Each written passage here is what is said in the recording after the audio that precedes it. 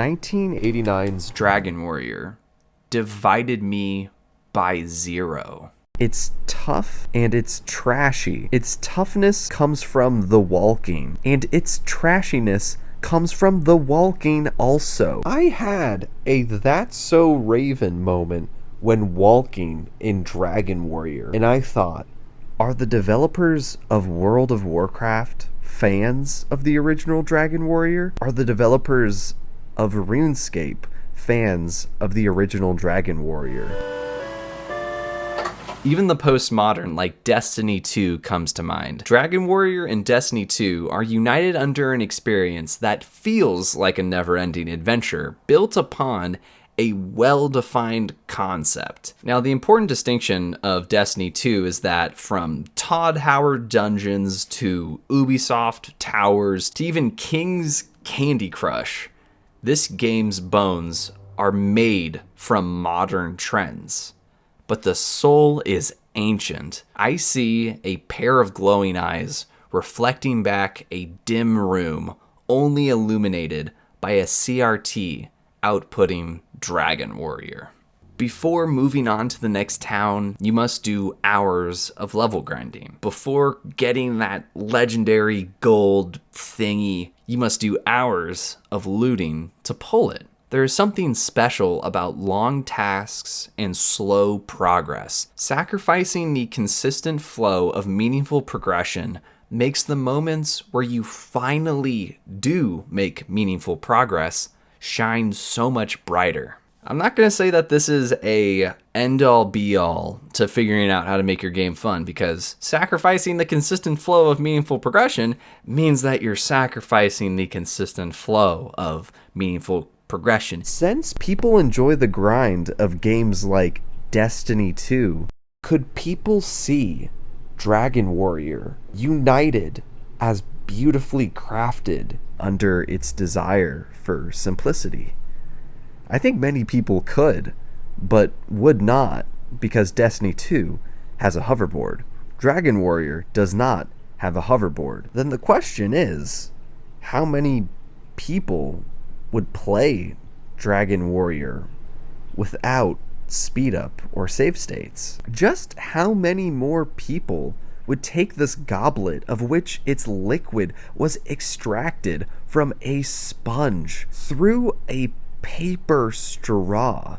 I'm very lucky because I have the original box of Dragon Warrior complete with the map of the overworld, the map of the dungeons, the map of the enemy spawns, the instruction manual, and the strategy guide.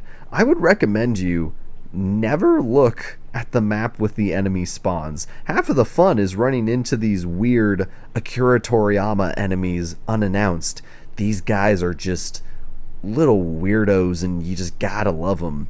I would recommend you use the maps of the dungeons. Like, seriously, you will save yourself so much headache if you just look at the maps of the dungeons. You'll feel like a 5-year-old spelunking into a fictional cave, but that's honestly still pretty fun. Now, use the strategy guide only if you must. That thing is chock full of spoilers. The spell card is better used as a drink coaster. The map of the overworld is crucial, so save yourself more headache and clutch it close. The instruction manual is redundant trash that belongs in the trash. To those who want to play a just delightfully rustic old RPG, you need to find these scans online. The time I spent referring to these various pieces of paper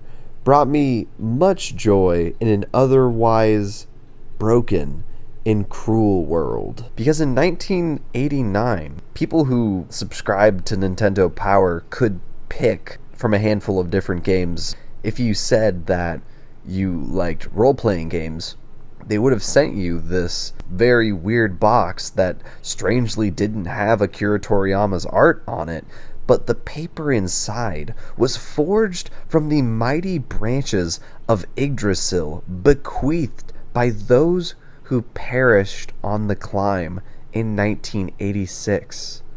So study these tomes thoroughly. Dragon Warrior is like crying from reading Love You Forever by Robert Munsch, and like screaming from watching It, directed by Andy Muschietti. You will cry when you find the town of Keys, and you will cry again when you open this door. You will scream when you get sleep locked by a weird bird. You will scream again when it kills you and takes half of your gold. You will cry and scream when you finally beat this game and see its exciting conclusion. A little fun fact, the Game Boy remake of Dragon Warrior 1 and 2 was released in North America 5 days after I was born. You should probably play that instead.